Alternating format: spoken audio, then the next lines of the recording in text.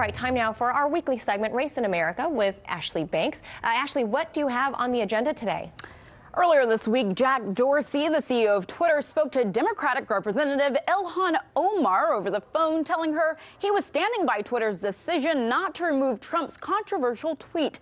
This comes as a shock to many who feel Trump's remarks on the social media site put Omar's life in danger. They believe the tweet also violated the site's rules and should have been removed. Earlier this month, Trump tweeted a video of Omar which did not include her full quote or the context of her comments. She made during an event hosted by the Council on American Islamic Relations. Take a look. CARE was founded after 9/11 because they recognized that some people did something. So you have no idea right now? Oh, there's another one. Another plane just hit. Some people did something. Oh my goodness, there is smoke pouring out of the Pentagon. Some people did something.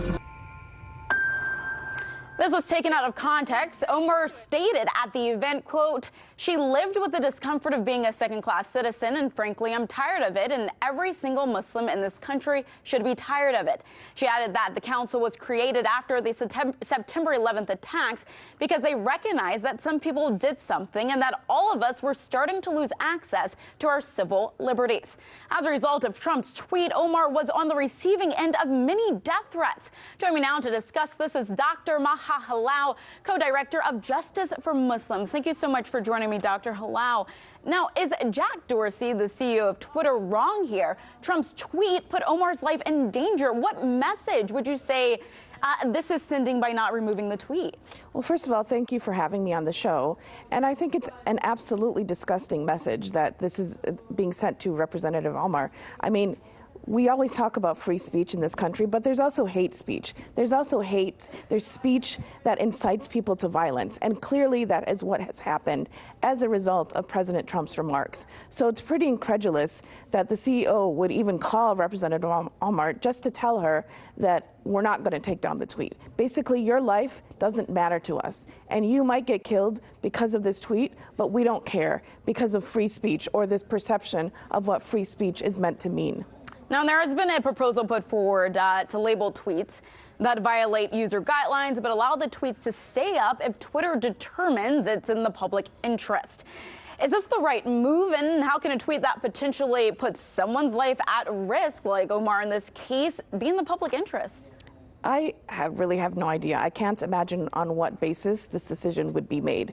What is in the public interest about a tweet that specifically was meant to malign Representative Omar, to allow others to assume she had anything to do with the 9/11 attacks?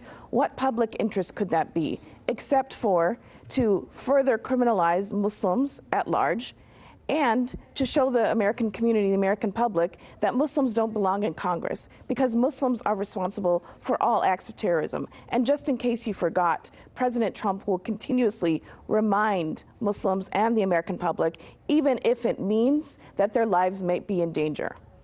Omar, as we've stated, she's faced numerous death threats because of Trump's tweet. It even led to the arrest of at least one person who's a Trump supporter. Now, that 55-year-old man, he threatened to kill Omar, saying, quote, "I'll put a bullet in her." We also have the case of the mail bomb suspect, Cesar Sayoc, who said Trump rallies were like a newfound drug.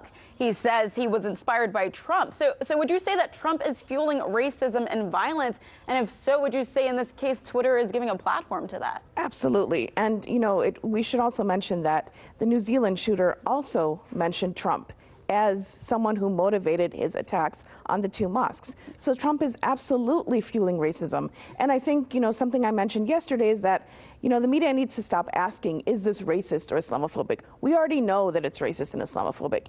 We already have a huge amount of data, of context, of speeches, of things that Trump has said, where we know his explicit focus and explicit intention was to spew racist, Islamophobic, anti-black, whatever else, other forms of oppression that he wants to incite violence towards. All right, we have about a minute left here. Shortly after Trump tweeted the video of Omar, White House press secretary said the president didn't wish ill will or violence toward anyone, and that Democrats should be calling out Omar about what the White House has called anti-Semitic comments. What do you say to that?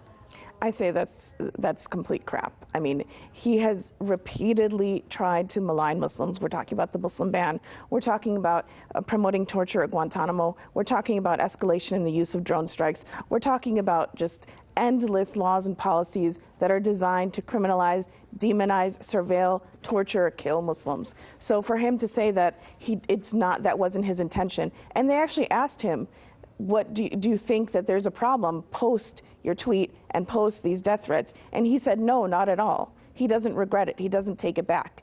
So even if that wasn't his initial intention, which that's questionable, obviously, now that he knows what the outcome has been, he hasn't retracted it, which means he's perfectly fine and comfortable saying these things, tweeting these things, putting these things on social media, and he doesn't care at all about the consequences whatsoever, even if it means, again, that someone may lose their life, and a representative in Congress may lose their life, and a Muslim representative in Congress, which this administration has done everything possible to malign and treat Muslims as outsiders. So this is probably their worst nightmare, that she's there, and she will continue to be there. And whether or not he likes it, she's going to represent her community in Minnesota and the Muslim community at large.